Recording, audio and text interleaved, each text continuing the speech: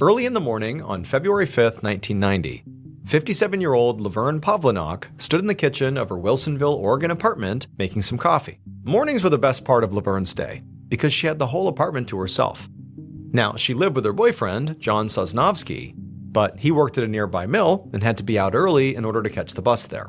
And each time he left, Leverne felt like a huge weight lifted off of her. Because when John wasn't home, Leverne could go about her day and pretend she was safe. But that's all it was pretend. John, in reality, was an incredibly violent man. I mean, he was seriously physically abusive, especially when he was drunk, which was basically all the time. So Leverne had actually been married, but her husband had died of cancer, and she had ultimately met John following her husband's death. And so when they met, Leverne was very vulnerable and lonely, and she really hadn't realized the kind of person John was until it was too late. It had been 10 years now, and Leverne still had not, built up the courage to leave him. I mean, the reality was she was just scared of how he would react, and so she sort of felt trapped. Now, she sat down at her kitchen table with her coffee, and she opened up the local paper. And as soon as she did, the first thing she saw was a big black and white photo of a smiling young woman who likely was in her 20s. The photo was connected to an article about a recent murder that happened 30 miles away, just northeast of Portland. The victim had been identified as a woman named Tanya Bennett, and Tanya Bennett was the girl in the photo. The article said she had been beaten and then also strangled with a rope, and then she had been left on the side of the highway. And when Leverne read about the area she actually had been, dumped, she realized it actually was only about 1.5 miles down from this famous scenic overlook that Leverne had actually been to before. Like, she was familiar with this area. And so Leverne, she's reading the article and she's looking at this picture back and forth, and it was like something was sort of forming in her mind. She just had like this weird sense that she knew something about this case. And then as she stared at this photo for a little bit longer, it's like it all came together. And she realized almost certainly that she knew John very likely killed this woman. And so even though she loved her peaceful, quiet mornings with her coffee, Leverne immediately stood up, she grabbed the phone, and she called the police. After she hung up with police, Leverne was very shaken up. I mean, her heart was still racing. I mean, this was a very risky thing she was doing, because she had no way of knowing if what she had just given authorities was enough to arrest John. If it wasn't, it was entirely possible that John would discover this betrayal of her calling the police about him, implicating him in a murder, and he would probably just continue his abuse, if not amp up his abuse of Leverne. And so the way she saw it is either what she just did was going to end the chapter with John and he was going to go to jail for murder, or Leverne might wind up being the next dead girl on the side of the highway. A little over a week later, on the morning of February 16th, Detective John Ingram sat with his partner in a very clean living room in Wilsonville, Oregon. Ingram was the lead investigator on Tanya Bennett's murder case, and he was there to speak to Leverne, who was sitting on the opposite couch. And Leverne seemed really nervous and kept fidgeting constantly and offering Ingram and his partner refreshments. It was just very clear that there was a lot on this woman's mind. So Ingram knew that Leverne had a week earlier called in a tip about the victim's killer. She thought it was her own boyfriend, John Sosnovsky. And right now, Ingram was very eager to hear what she had to say about her boyfriend, to basically elaborate and sort of give the full story of why she believed what she believed, in part because Ingram's case so far had absolutely no other leads. Like, this was it. The victim's body had been found on a grassy slope so close to the edge of the highway that you could see her from the road. But Ingram and his partner had not been able to find any witnesses. A few people had claimed to have seen Tanya along with some man at a bar earlier in the night before she went missing, but no one had been able to effectively describe that man. It was just some guy she was with. And so Ingram and his partner had basically talked to just about anyone they could think of that might have known Tanya. They'd canvassed her neighborhood, they'd interviewed her family, coworkers, friends, and they still had not been able to find anybody who fit as a suspect. They also hadn't found any good physical evidence at the scene, like fingerprints or helpful forensics. So now, Ingram was hoping that Leverne was going to be the key to his whole case. And so eventually, Ingram looked at Leverne and said, "Whenever you're ready, tell me what you know. Tell me the story of why you believe John killed Tanya. Now, at first, Leverne just continued to squirm in her seat, and she was, obviously very nervous, but eventually, after Ingram told her to just, take a breath, calm down, it's okay, we just want to hear your story, eventually, with a shaking voice, she told them that on the night of the murder, John had come home around maybe 1 or 2 in the morning and immediately got in the shower. Now, this was unusual. I mean, this is not something that he typically did. He didn't shower at 2 in the morning. But Leverne really hadn't thought much of it until the next day when they went to a local bar, and she'd literally overheard John bragging to somebody about murdering Tanya, describing how he had picked her up at a truck stop, killed her, then took her to the highway by Columbia River Gorge to dump her body by this scenic overlook. As Leverne spoke, Ingram and his partner were shocked. Basically, Leverne had overheard effectively a confession, and the details of that confession did seem to line up with what they had heard so far. Tanya had been seen out late at night with some man, although nobody could really describe the man. And also, where her body was found, it was near the scenic overlook, something that was publicly known, but still, that's what Leverne heard John say. It lined up. But he kept a poker face and just told Leverne to please keep going, keep elaborating. And so Leverne, she continued speaking, and she went on to say that the reason she didn't come forward right away was because she was scared of John. He was a violent alcoholic who abused her, which is also part of the reason why this seemed real to her. She was totally not shocked at the idea that maybe John killed someone. But she was basically fearful that he might kill her too. And so she had kept it to herself until she had seen the article in the paper and also saw the picture of the girl, and she just looked so young and innocent, and she just couldn't help but feel like she owed it to that girl to come forward. Now, at this point, Ingram's mind was whirling. If this was all true, it was huge for this case. Potentially, this just solved the whole murder. This is what happened potentially. But he also knew, right now, it was just one woman's story. He needed actual proof. He couldn't just take Leverne's word for it. So he asked Leverne if he and his partner could just go ahead and search the apartment. And as soon as Leverne nodded, the detectives jumped to their feet and got to work. Leverne led the detectives down the hallway to the master bedroom, and then from there, she backed off and just, let the men get to work. And the detectives, they immediately split up and spread out to cover more ground. Ingram had actually brought along a list of stuff that they were theoretically looking for. And one of the things on his list was a swatch of denim from the front buttons of Tanya's jeans. It had been missing when they found her, like it had been intentionally cut out, which was obviously pretty unusual. And it made him think that Tanya's killer had taken a trophy or something. But after a few minutes of searching around the bedroom, Ingram did not see this denim patch. In fact, he actually didn't see anything at first glance that connected John to Tanya. Until he went over to look through this cardboard box of papers and began sifting through them. And when he pulled out a torn piece of scrap paper and read what was on it, he froze. On this piece of scrap paper was a handwritten message that just said, quote, "T. Bennett, good peace." Ingram immediately called his partner over, who walked over and looked at the note, and both of them are like, okay, obviously, we need to bring John in right away for a chat. But after leaving the bedroom and walking towards the door to leave, who comes in the front door? None other than John Sosnovsky.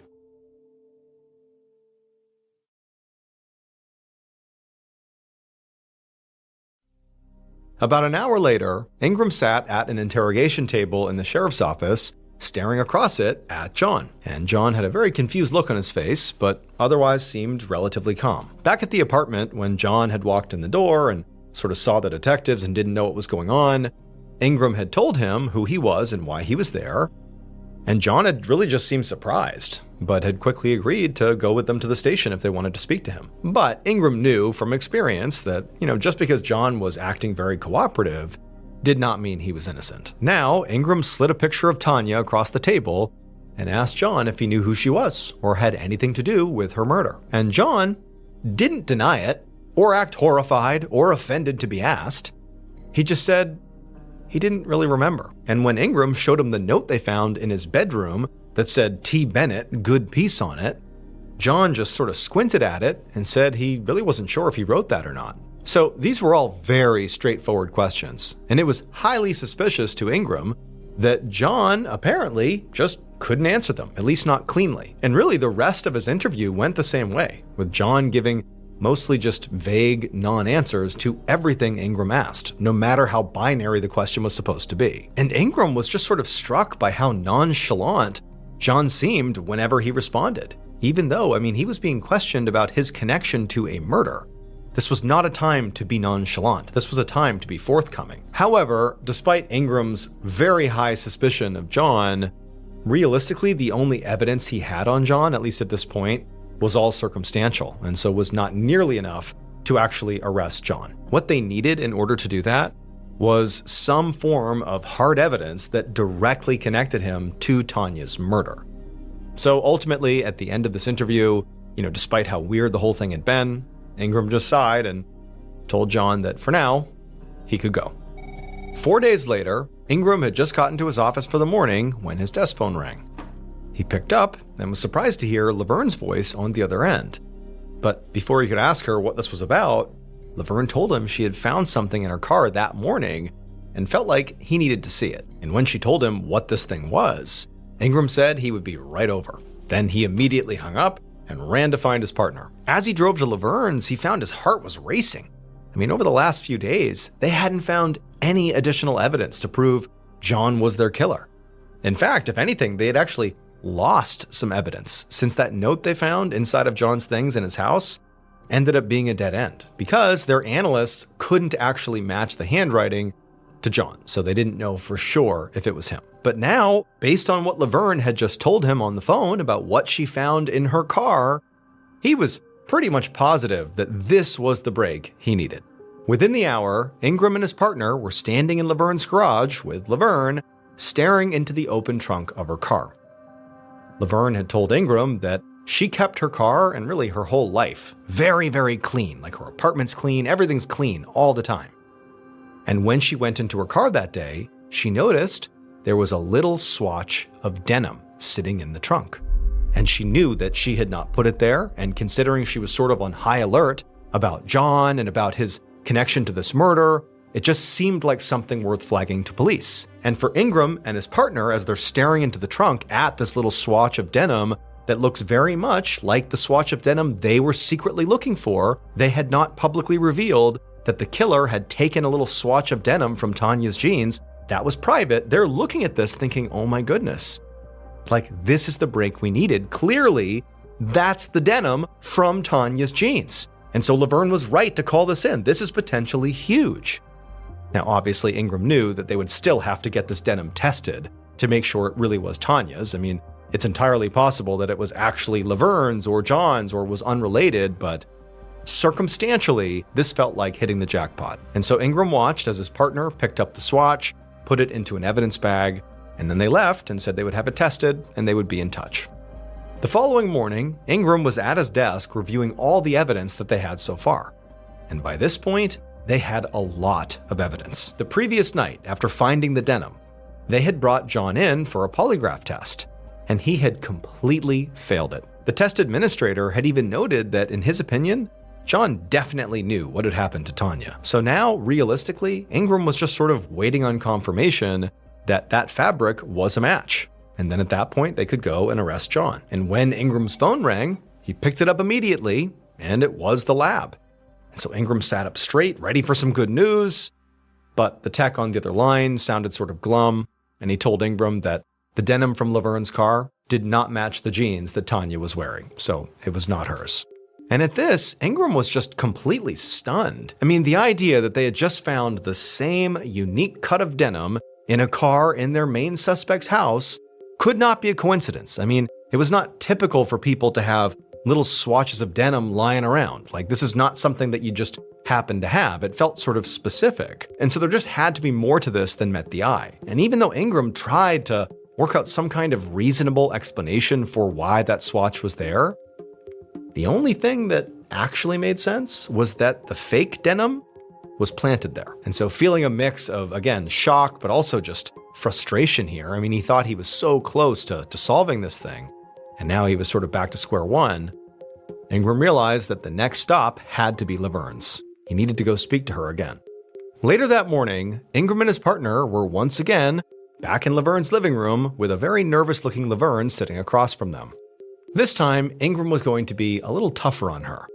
because he now knew that, whatever she had told him before very likely was not the full story. And as soon as Ingram asked Leverne point blank if she had planted that evidence, that denim inside of her car, Leverne just kind of looked back at him and her face began to sort of quiver, and then she just started sobbing. And she told them she was so sorry. She explained that she had cut up some jeans and put that front button part in her car and pretended to have found it so that they'd be able to arrest John. She said she had just gotten so worried when they let him go after interviewing him because she knew John killed Tanya. He had to have. She heard him talk about it. Like, he did it and he's dangerous.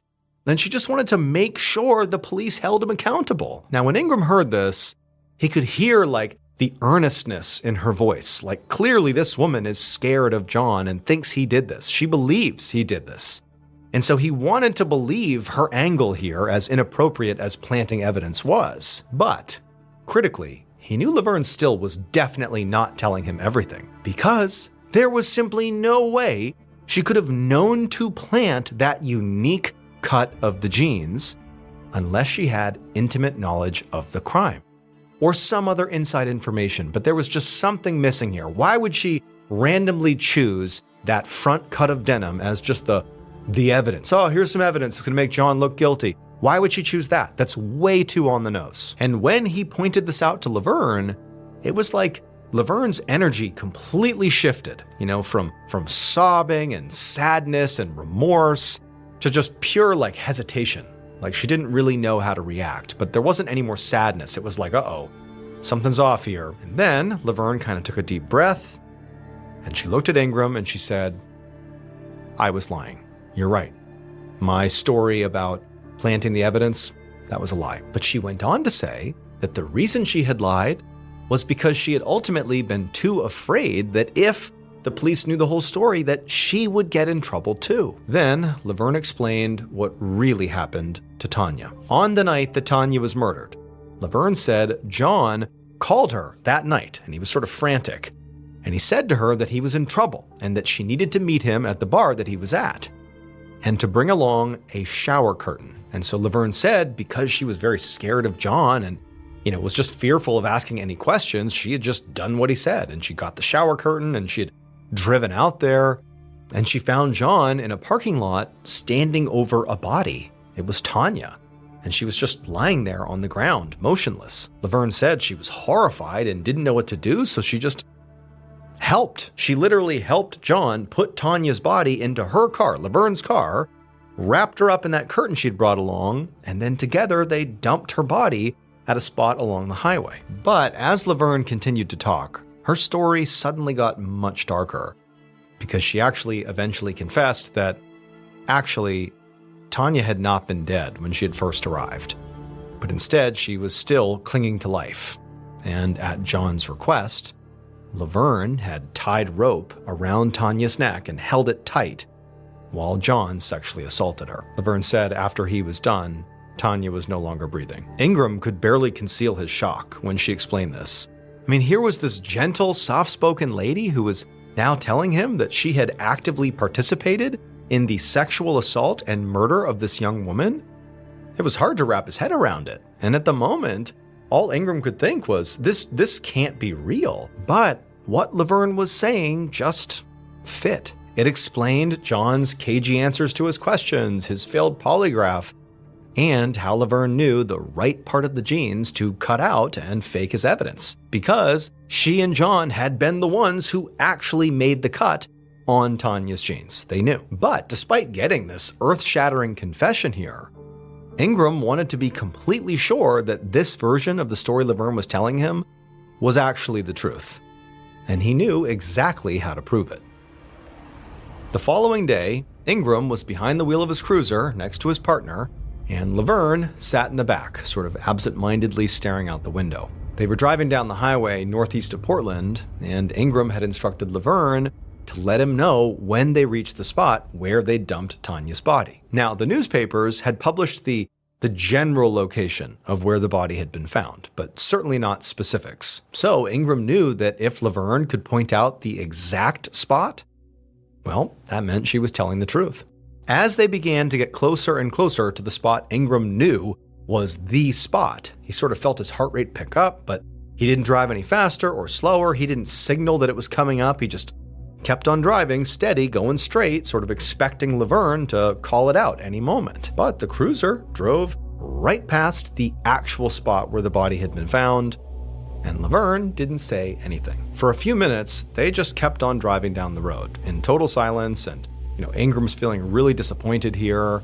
And as they're driving along, suddenly Leverne says, "Hey, wait a minute, turn around." So Ingram did, and soon they were headed back the way they'd come. And this time, when they passed the actual crime scene, so the actual spot where Tanya had been found, Leverne called it out and said that's where she was. Stop. As Ingram parked the car, he looked back at Leverne, who was staring intently out the window, right at the exact spot on that slope right off the highway where the body had been found. Then, once they were parked, all three of them got out of the car, and Leverne went over to the edge of the road and pointed, like right to the exact spot where Tanya had been found on the slope. And even though Ingram tried to keep his expression neutral here, internally he was sort of amazed. I mean, clearly Leverne was telling the truth. It would have been impossible for her to have chosen that specific spot without having prior knowledge of where Tanya had been, meaning she was telling the truth. She must have been involved in killing Tanya. As they all climbed back into the car, Ingram knew they now had more than enough to formally arrest John and also Leverne. She'd done the right thing by coming forward, but of course now there were going to be consequences. On February 21st, so 16 days after Leverne called with her first tip, John Sosnovsky was arrested. And 5 days after that, Leverne was arrested as well, and both of them were charged with murder. About 11 months later, Laverne's trial started, and at that point, Leverne actually tried to change her story again. She tried to recant her confession and said, "No, I didn't actually do this." But the jury didn't buy her change of heart and convicted her of murder, and she was sentenced to life in prison. As for John, 2 months after Laverne's sentencing, he was given the same sentence, life in prison. And that should have been the end of the case, at least from the legal perspective. But for the next 3 years following sentencing, Ingram just couldn't stop thinking about Leverne and John and Tanya Bennett. Despite what Leverne had done, he felt a lot of empathy for her. She'd obviously been under John's control and had seemed genuinely terrified of him. But more than that, Ingram had this horrible, nagging feeling that they'd gotten something wrong here. Then, one March afternoon in 1994, Ingram was in his office at the sheriff's department going over some paperwork when his desk phone rang. When he picked it up, it was the prosecutor who'd worked Tanya's case. And the prosecutor said they'd just gotten a very strange letter about Tanya's murder. And as soon as the prosecutor described the letter's contents, Ingram felt sick to his stomach. Ingram had been right to worry that he and his partner and really the whole legal system had potentially just gotten something wrong with this case. It just felt like there was something left unsaid. There was some loophole, there was some loose end something, but he didn't know what it was. It would turn out the thing that was wrong was Leverne, because their star witness, Leverne, was not just this sweet older lady afraid of her abusive boyfriend who had come forward and told the truth despite the consequences. That wasn't really the story. In fact, basically everything she told Ingram and his partner was a lie. What was true, and what ultimately drove Leverne to do what she did, was she really wanted to break up with John, but she didn't know how to do it. And so what she ultimately did to attempt to rid herself of John was to frame him for murder. And at first, she did an incredible job. She read everything she could, little details about the murder in the news. She also snuck a peek at Ingram's list of evidence during that early interview that was done at her apartment, and so that's how she knew about, that swatch of denim they were looking for. And she also just happened to take a few really lucky guesses, like when she pointed out the spot on the side of the highway where the body was found, she just guessed, but it happened to be right. However, the problem was, despite, basically nailing the framing of John and getting him wrapped up with a murder conviction, she also sort of inadvertently implicated herself. When she came out and said, "Well, I participated in the murder," her thinking was, they'll take pity on me and they'll blame John, he'll go to jail and I'll be okay. But no, she also got convicted of murder and went to jail as well. And Leverne and John were literally in prison, basically riding out their life sentences, when the actual killer, the real Tanya Bennett killer, sent a letter to authorities confessing to his crime. That was why that prosecutor called Ingram. It was to tell him, I think there's been a mistake. They clearly didn't do it. After the real killer was arrested in 1995, Leverne and John were both released from prison. In total, they both served 4 years in jail, all because of Leverne's lies.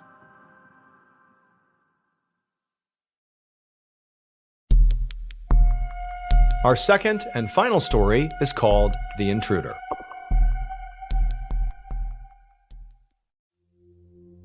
One morning in early November of 2023, a 71-year-old woman named Patrice Miller stood in front of her fridge in her little home in the rural town of Downeyville, California.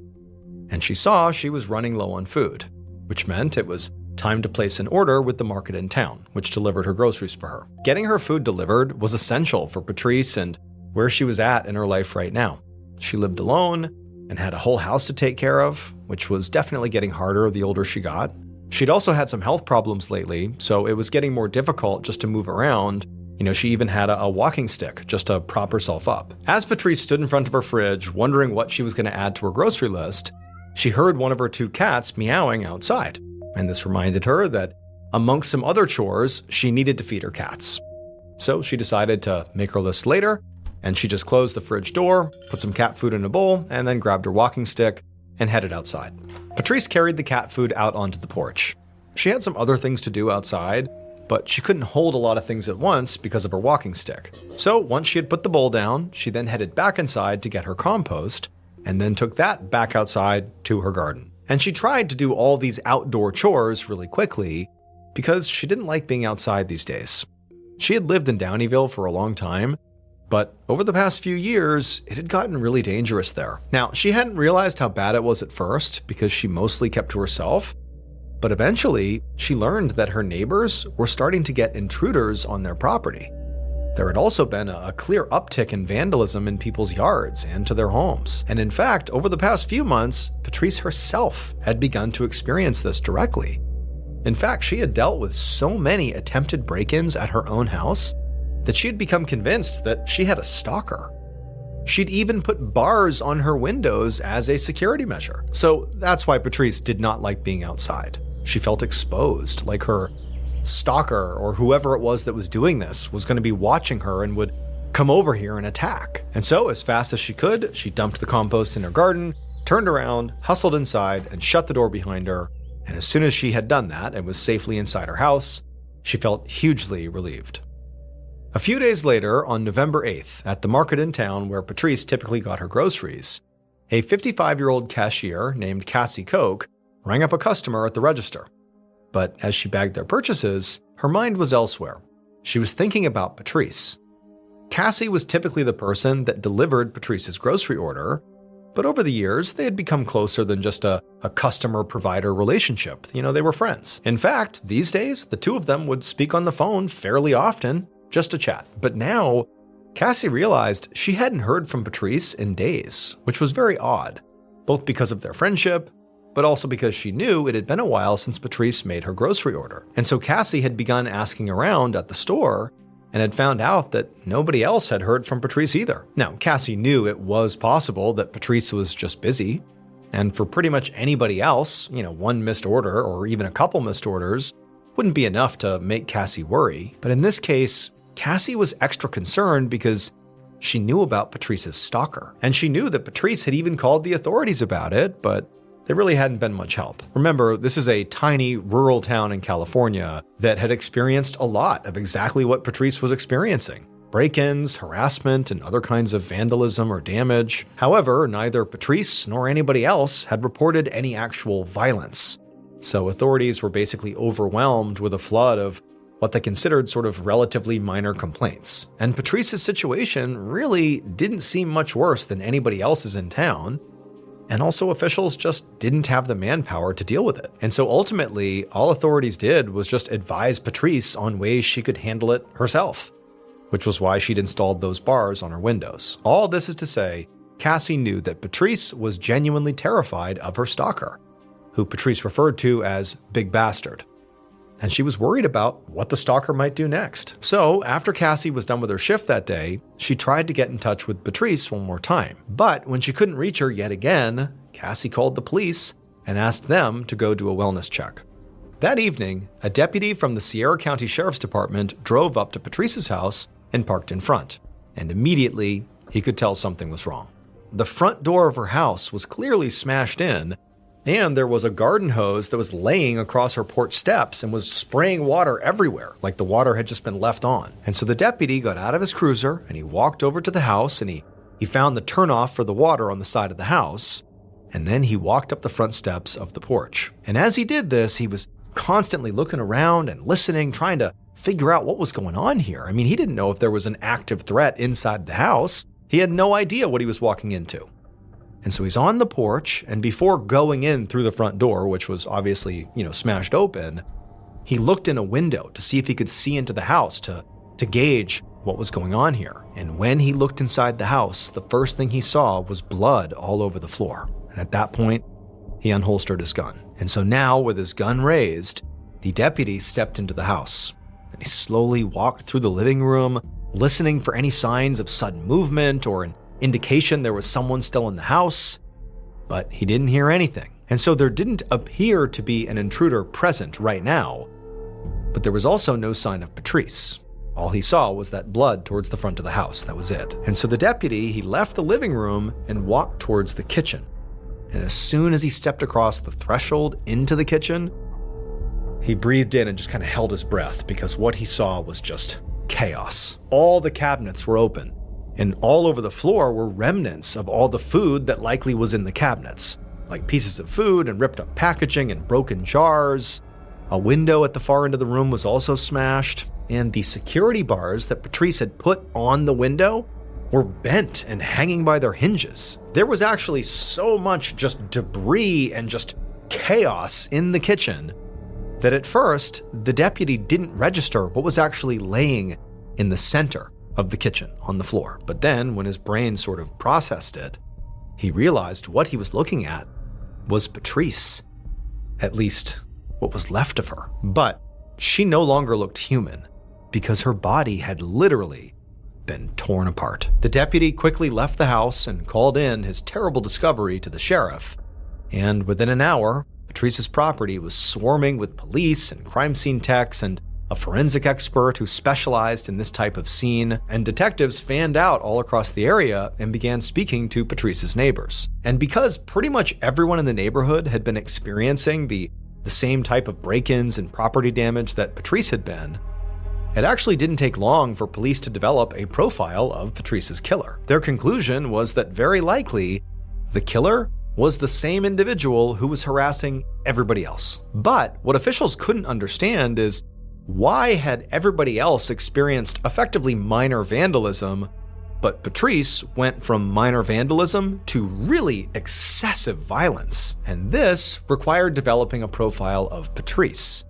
And so as police searched for her killer, they were also working on reconstructing Patrice's movements on the final day of her life. And at first, in their efforts, really they were just stumped. I mean, all she had done on that day, as far as they could tell, were some basic chores. But as they dug into what those chores consisted of, they found two things that actually explained everything. It would turn out that every day for the past couple of years, Patrice had been making two terrible mistakes. She fed her cats out on the porch, and she emptied her compost into the garden.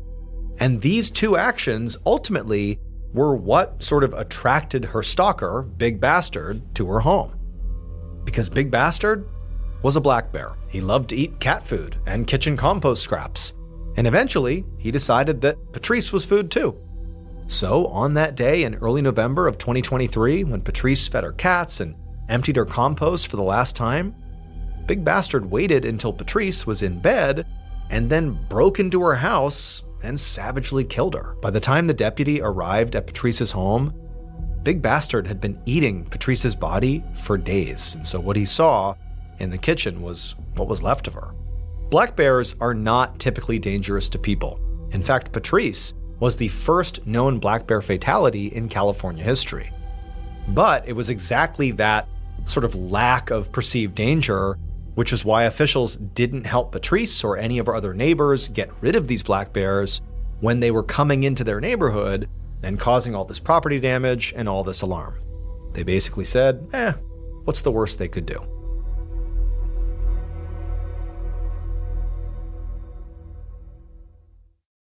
A quick note about our stories. They are all based on true events, but we sometimes use pseudonyms to protect the people involved, and some details are fictionalized for dramatic purposes. It's made me loud in my mind. Listen close. Yeah. I was raised by the sound of a ceiling fan spinning. Mom whispering prayers while the world kept on winning. Hand-me-down dreams in a thrift store jacket. Hope in my chest, but my pockets never had it. They saw a kid staring holes in the floor. Didn't know I was counting my exits indoors. Ever you can't, stitch deep in my skin. Turned into fuel, I learned how to win. Cold nights taught me warmth isn't given. You earn every breath that feels like you're living. I moved in silence, let the doubt talk. Build my future brick by brick, sidewalk chalk. They only hear me now when the echo gets loud.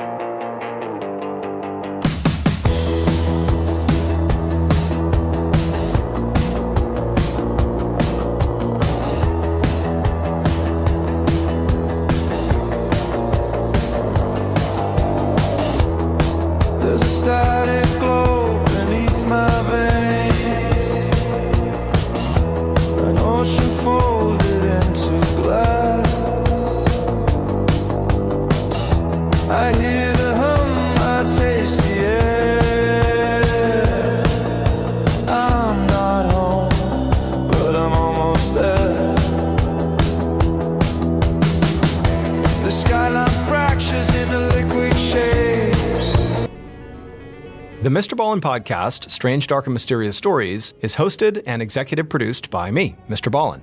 Our head of writing is Evan Allen. Our head of production is Zach Levitt. Produced by Jeremy Bone. Story editing by Evan Allen. Research and fact-checking by Shelley Shue, Samantha Van Hoos, Evan Beamer, Abigail Shumway, and Camille Callahan. Research and fact-checking supervision by Stephen Ear.